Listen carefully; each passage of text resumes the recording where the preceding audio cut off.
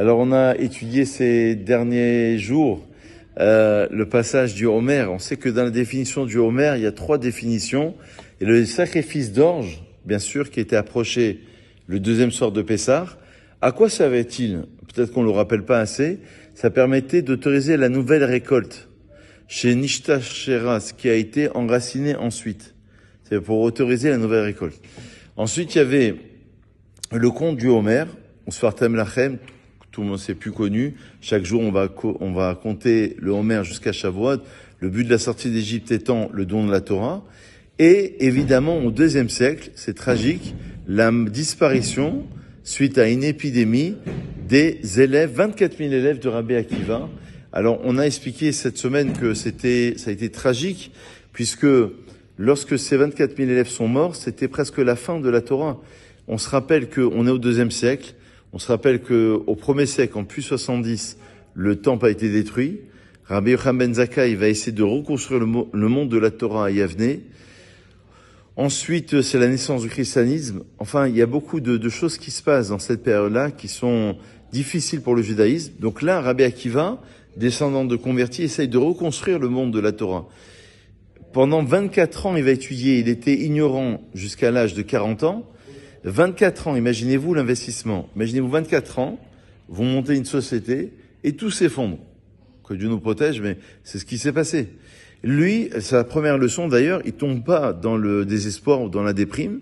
Il se dit, allez, on va y aller, on va reconstruire. Donc, quelle force faut-il pour un être humain, Rabbi Akiva, pour avoir cette volonté de reconstruire un monde qui a été dévasté?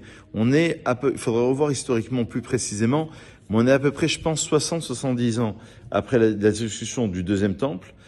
On est dans un monde qui est en phase de se reconstruire, et là, boum, tout s'arrête. Donc les rabbins, ils ont fixé ça dans la halakha. Ils ont dit, jusqu'au lac Baomer, on peut pas se raser, on peut pas se couper les cheveux, on peut pas se marier, on peut pas écouter de musique. Et normalement, le deuil, c'est 1 an. C'est juste 1 an. Et là, 2000 ans d'histoire, 2000 ans de deuil, parce que ça a été tragique. Que va-t-il faire? Il va réunir 5 sages, à partir desquels il va reconstruire le monde de la Torah. Il y aura Rabbi Shimon Bar Yochai qui va révéler la Kabbalah, son fils Rabbi Elazar, Rabbi Yossi, Rabbi Yehuda, et évidemment le grand Rabbi Meir Baal Hanes, faiseur de miracles. À partir de ces 5 sages, il va essayer de reconstruire. La question que je voudrais vous poser ce soir, c'est pourquoi la Gemara, dans Yebamot à la page 62, pourquoi elle évoque cette idée selon laquelle ils sont morts pendant cette période. A priori, il n'y a pas de lien. On dit la période du Homer. En fait, cette période-là, elle aurait pu être avant Pessah ou après Shavuot. Quel est le lien avec la période du Homer? On voit pas tout à fait le lien. A priori, ça n'a rien à voir. Il y a le Homer, qui est le sacrifice d'orge, qui permettait de manger de la nouvelle récolte. Il y a le conte du Homer, qui permet de compter 7 semaines, arriver au 50e jour Shavuot. Et il y a la période du Homer. On l'appelle la période du Homer parce que ça tombe pendant l'Homer, mais ça paraît anodin. On se dit, mais quel est le lien profond entre cette disparition et la période? Ils auraient pu mourir avant ou après. Alors c'est ce qu'il faut comprendre. C'est ce qu'on va essayer de comprendre ce soir. La Gemara dans Yebamot dit elle donne la raison. Lo nahagu kavod zelazé. Elle dit que les uns n'ont pas respecté les autres. Au fait, dans la Torah, on n'a jamais vu qu'on est passible de mort parce qu'on se respecte pas. Alors c'est pas conseillé, c'est pas bien de s'insulter ou de tout ce que tu veux, mais on va pas mourir parce que les uns ne respectent pas les autres. Donc même la raison que donne le Talmud, elle est un peu superficielle. Et le Talmud dit dans ces termes, lo nahagu kevod zelazé.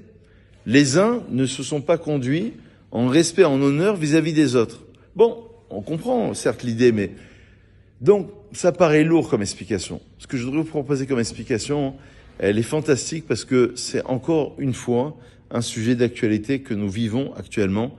Vous allez comprendre pourquoi. C'est que en vérité, le conte du Homer, c'est la même chose que la période du Homer. Le conte du Homer, c'est qu'il y a une marloquette dans les Rishonim, les sages du Moyen-Âge, pour savoir si j'ai loupé un jour. Alors si je me rattrape le lendemain, j'ai validé le conte, même si c'est 2 jours d'affilée. Si je me rattrape à chaque fois, je rejoins le conte. D'après d'autres Rishonim, ça n'a pas été suivi dans la halakha. S'il me manque un jour, je peux quand même continuer. Donc la marloquette, elle est où? La discussion. C'est qu'il y a deux grilles de lecture. Une grille de lecture qui considère que chaque jour, c'est comme mettre les tefilines. Si j'ai pas mis les tefilines hier, bah, j'ai une mitzvah de les mettre aujourd'hui. C'est distinct. Donc chaque jour, c'est mitzvah bifnei atzma. C'est mitzvah à part. Et une autre vue, une autre lecture qui dit non, pas du tout. Shevar, Shavatot et Mimot Yena. Donc, le Shechianu, d'ailleurs j'ai vu certains commentaires qui disent Shechianu de Shavuot, les Mafreya de manière rétroactive, il vient valider les 7 semaines. Parce qu'on fait pas Shechianu pour la Sfirat HaOmer. On reviendra sur ce point si Dieu veut, on verra pourquoi on fait pas Shechianu. Mais une des raisons c'est celle-ci, c'est qu'il va être validé qu'à la fin. C'est seulement lorsque tu as fini que tu peux vraiment valider les 49 jours. Au fait, ces 49 jours représentent 49 midot, qu'on appelle en hébreu les sphirot. Une sphira, ça veut dire c'est une sphère.